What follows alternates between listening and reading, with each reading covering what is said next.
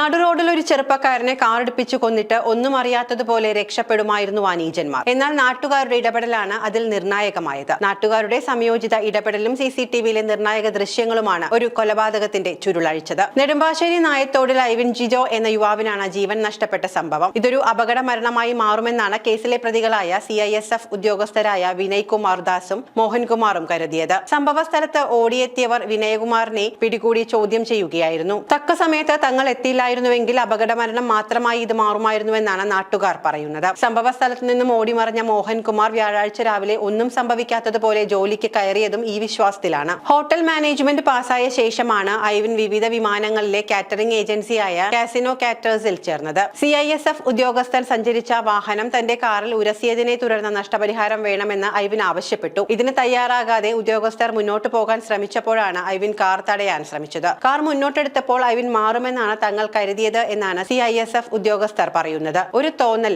ആ തോന്നലിൽ ഇല്ലാതായത് ഒരു ചെറുപ്പക്കാരന്റെ ജീവനാണ്. സംഭവത്തിൽ CISF ഉദ്യോഗസ്ഥർ സസ്പെൻഷനിലാണ്. എന്നാൽ സസ്പെൻഷൻ അല്ല വേണ്ടത്, ഡിസ്മിസൽ തന്നെയല്ലേ. ജോലിയിൽ നിന്നും ടെർമിനേറ്റ് ചെയ്യുന്നതിൽ കുറഞ്ഞൊരു ശിക്ഷയും അവിടെ നിന്നും നൽകരുത്. ഇവർക്കെതിരെ ആഭ്യന്തര അന്വേഷണം ആരംഭിച്ചതായി അധികൃതർ വ്യക്തമാക്കി. നെടുമ്പാശ്ശേരി വിമാനത്താവളത്തിലെ BISF SI Vinayakumar Das, constable Mohankumar എന്നിവർക്കെതിരെയാണ് ചെന്നൈയിലെ CISF airport south zone headquarters deputy inspector general R Ponni നടപടി സ്വീകരിച്ചത്.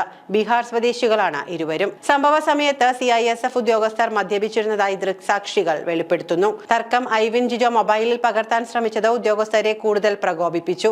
അതേസമയം യുവാവിനെ കാറിടിപ്പിച്ച് കൊലപ്പെടുത്തിയ കേസിൽ പ്രതികൾക്കെതിരെ വ്യക്തമായ തെളിവുകൾ ലഭിച്ചുവെന്ന് റൂറൽ SP M ഹേമലത പറഞ്ഞു. ഐവിന്റെ മൊബൈൽ ഫോണിലും ചില തെളിവുകളുണ്ട്. മറ്റ് ശാസ്ത്രീയ തെളിവുകളും ശേഖരിക്കുകയാണ് എന്ന് അവർ അറിയിച്ചു.